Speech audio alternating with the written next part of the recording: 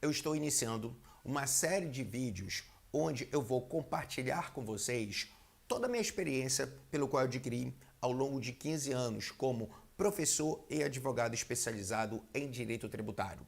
Só que o assunto pelo qual eu quero tratar aqui com vocês, que eu quero discutir, trocar experiência, vem a ser a criação e o gerenciamento de um escritório de advocacia. Nome que muitos falam como empreendedorismo jurídico, mas eu vou tratar com vocês como se fosse uma advocacia de alta performance. Então esse é o objeto dessa série de vídeos pelos quais eu vou iniciar com vocês. Bem, o assunto pelo qual eu vou tratar aqui hoje, que eu vou inaugurar esses vídeos é: você pode estar escolhendo errado o seu sócio. E esse é um ponto estratégico na formação e na administração do meu escritório de advocacia. Saber escolher o sócio. Para que eu possa fazer uma escolha assertiva, para que eu possa utilizar de técnicas para a melhor escolha, eu tenho que ir um pouco na origem. Eu tenho que perceber que, por exemplo, uma pessoa terminou a faculdade. Quando ela termina uma faculdade de Direito, ela tem dois caminhos que ela pode seguir. Ela pode ir para o lado do concurso público ou ela pode ir para a advocacia. Se ela for para a advocacia, abre também um outro leque de possibilidades, no sentido de que ela pode advogar de forma autônoma, sendo que se ela for por esse caminho, ela tem que ter a consciência que ela vai ter um teto de atividade, um teto de ganho, porque uma pessoa sozinha, ela tem ali uma limitação com relação à sua própria atividade profissional. No entanto, se ela escolher o caminho de uma sociedade de advogados, o objetivo dela é crescer, é ter ganhos maiores, é fazer com que a sua atividade profissional consiga alcançar o maior número de pessoas possíveis. E nesse ponto, na formação da sociedade, inicia-se aquela pergunta: quem eu posso escolher para caminhar junto comigo? Quem eu posso escolher como sendo sócio? Porque, gente, sociedade, se ela não for bem escolhida, bem operacionalizada, vira problema. Quantos e quantos de vocês já não tiveram problemas com sócios? Isso aqui é algo extremamente frequente. Por quê? As pessoas no início, quando elas escolhem, elas só pensam no hoje. Muitas vezes elas não pensam que uma sociedade é algo que você monta para a vida inteira, como se fosse um casamento. A ideia é nunca se separar.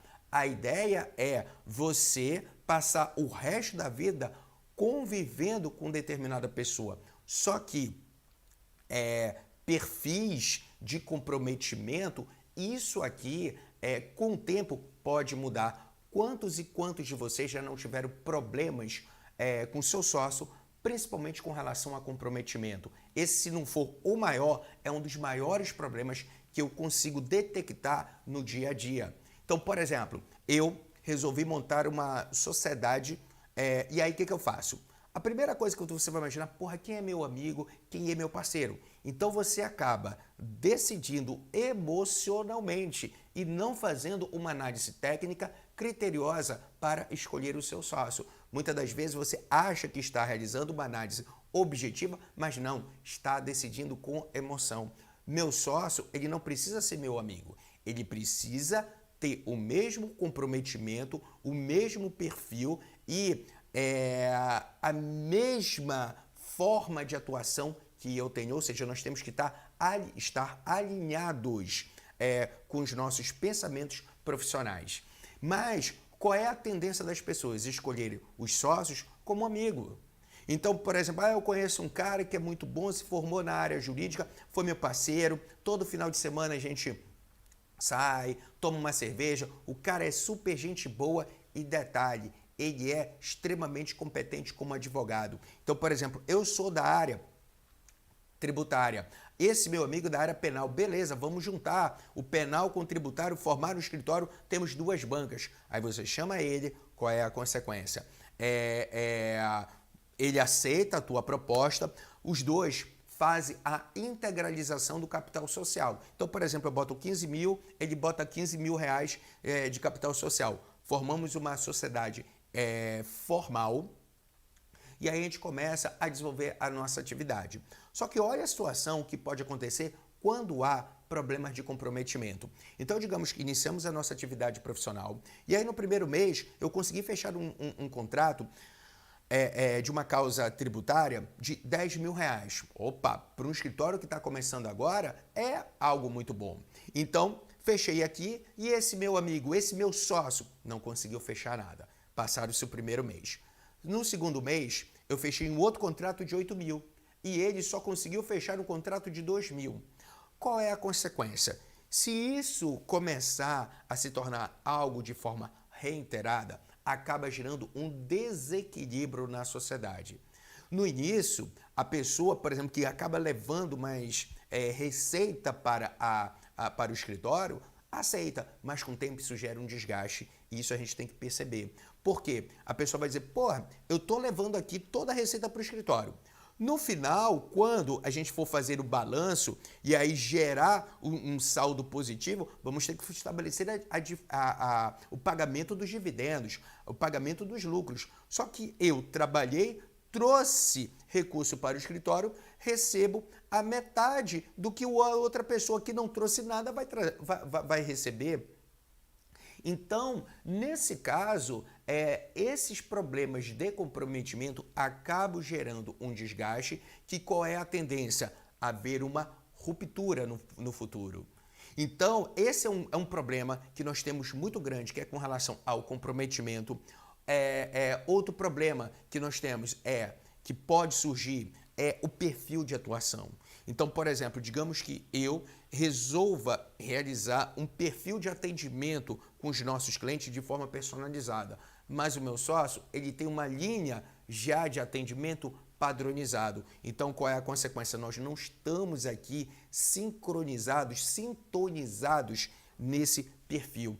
Isso, com o tempo, também gera um desgaste com relação ao financeiro. Então, digamos que botamos ali, integralizamos o capital social, mas no início não tivemos cliente e com o tempo as despesas vêm aparecendo. Então, a gente precisa colocar recursos na sociedade para que ela possa ter capital de giro. E aí a gente combina, olha, vamos aqui fazer um aporte de 10 mil cada um. Aí a gente combina o dia estabelecido para fazer esse aporte, mas digamos que essa pessoa que é meu sócio, no dia não faz, aí começa a girar desculpas, trazer desculpas, dizendo, olha, eu tive um problema, só vou poder integralizar no mês que vem e de forma parcelada. Então, isso aqui é algo importante que nós temos que ver lá na origem.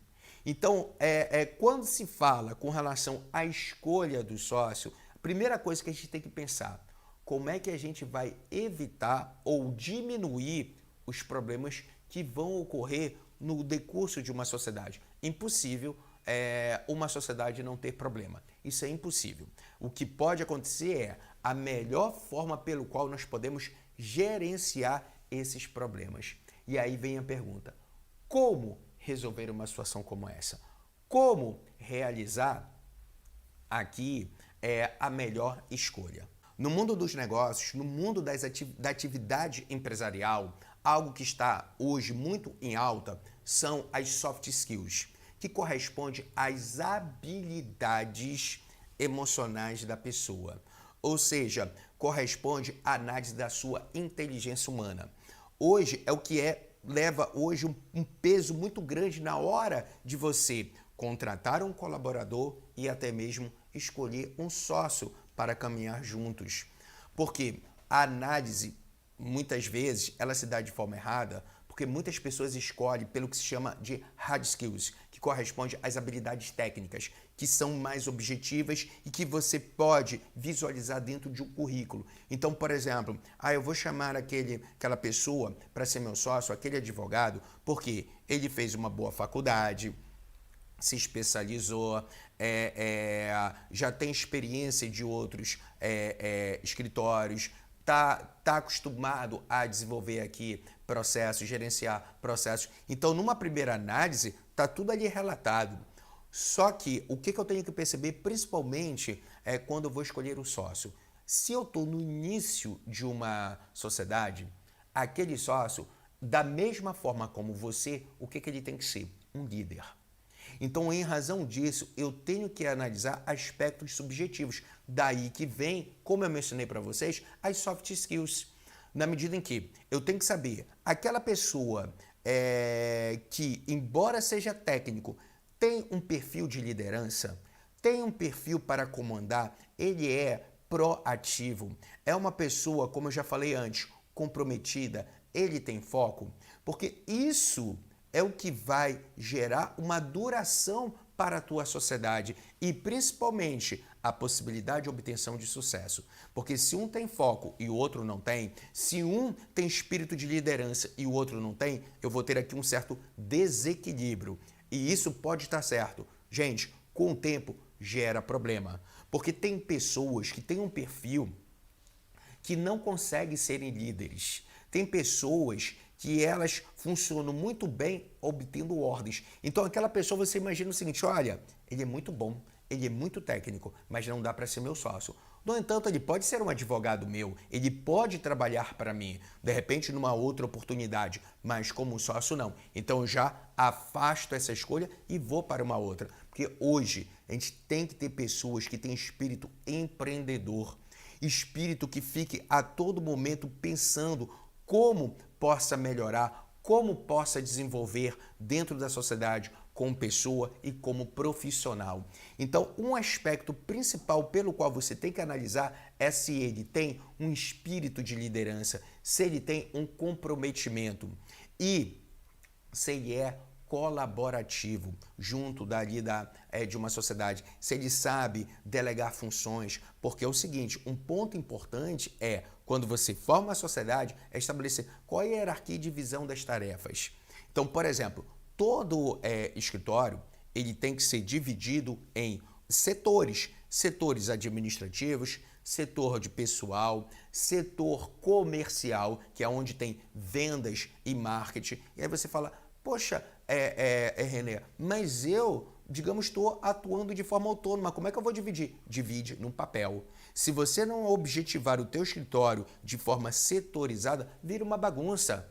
E aí o que acontece hoje, muitas pessoas montam o escritório e não sabem nem para onde começar. Por quê? Não consegue ter uma visualização da estrutura do seu escritório e saber aonde é que pode estar a sua deficiência, onde ele pode melhorar, onde ele pode desenvolver a melhor técnica para alcançar os melhores contratos. Porque é fato, nós estamos na prática, é para ganhar dinheiro, nós montamos o escritório justamente para ter uma vida profissional de sucesso que possa refletir, obviamente, na vida pessoal. Então, tudo isso leva em consideração a saber gerenciar tempo, gerenciar processos. Então, se eu tenho uma pessoa que está do meu lado, se eu tenho uma pessoa que venha a ser um sócio, ele tem que ter todas essas habilidades. Não apenas as habilidades técnicas, mas essas habilidades interpessoais, ou seja, uma habilidade de desenvolvimento humano. Mas aí você me pergunta, mas René, como é que eu faço isso? Não é simples. Uma análise técnica ela é mais fácil, obviamente, está ali no currículo, você consegue visualizar. Mas como é que eu faço uma análise dessa, como você falou, dos soft skills, que ela é subjetiva? Isso, infelizmente, não tem como fazer uma análise imediata. Essa análise, ela vem com o tempo.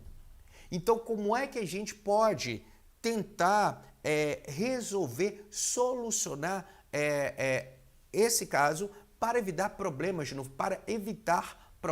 no futuro? A primeira coisa é, antes de se montar uma sociedade, faça uma parceria na despesa, porque aí você não tem nenhum vínculo muito fechado. Então, por exemplo, eu sou advogado da área tributária, o outro é advogado da área penal. Então eu chego para ele e digo o seguinte, olha, vamos formar uma sociedade? Aí diz, pô, vamos, temos interesse. Só que eu não sei quais são as habilidades emocionais dele e ele também não sabe a minha. Pode acontecer do problema estar comigo, não estar necessariamente com a outra pessoa. Talvez eu não tenha um perfil de líder mas tudo isso pode ser trabalhado. E aí qual é a consequência? A gente monta uma parceria na despesa. Como é que vem a ser? Chego com ele, digo, olha, vamos montar aqui um escritório de advocacia.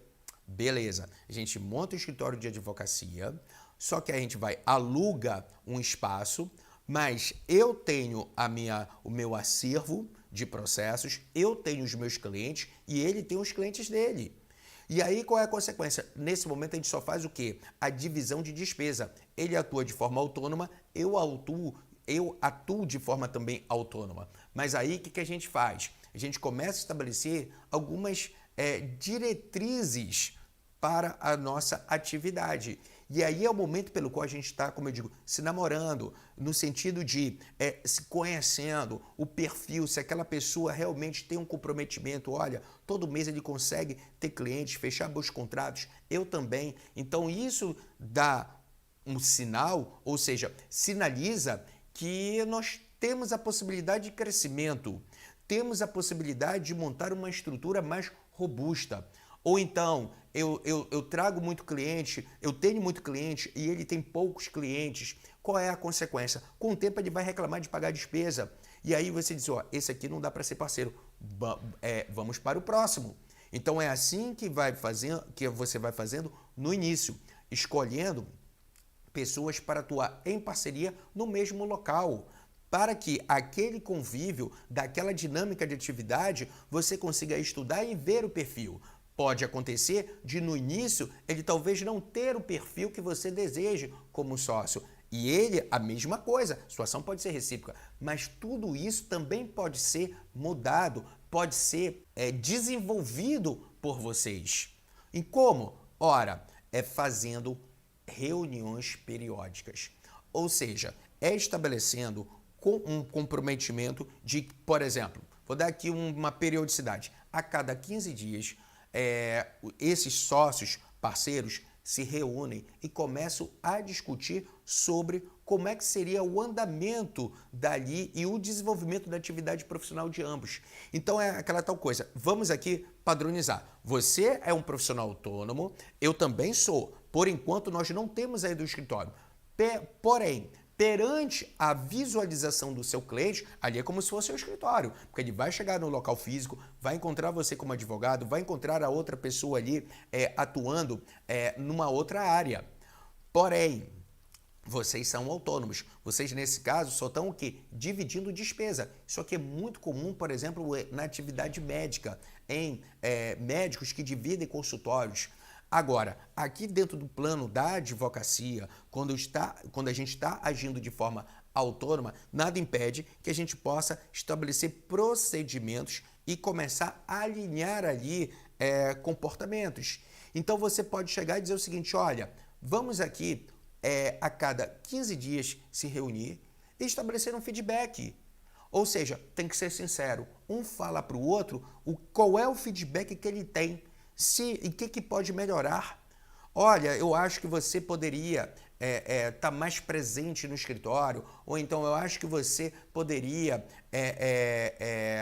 utilizar mais recursos tecnológicos, porque hoje no mundo digital, numa advocacia moderna, a gente precisa se aparelhar. Então vamos fazer o seguinte, vamos chegar aqui e dividir a despesa de um software jurídico para que a gente possa padronizar aqui a nossa atividade. E começa assim, inicialmente se dá dessa forma uma escolha que, se por acaso der algum problema, a coisa mais simples é você desfazer, porque eu sou sócio apenas, na verdade, eu tenho uma parceria apenas na despesa. Então essa é uma forma pelo qual você pode escolher bem o seu sócio. Primeiro, não assine um contrato imediatamente. Namore aquela pessoa, conheça, veja as suas soft skills, veja as suas habilidades emocionais, não apenas as habilidades técnicas, porque isso você está fazendo uma prevenção para problemas para o futuro. Então, gente, fechei aqui esse assunto com vocês. Se você gostou desse vídeo, faça aqui comentários, compartilhe com seus amigos e muito obrigado pela sua audiência. Mais à frente, vou trazer novos assuntos pelos quais eu vou tratar com vocês. Até mais.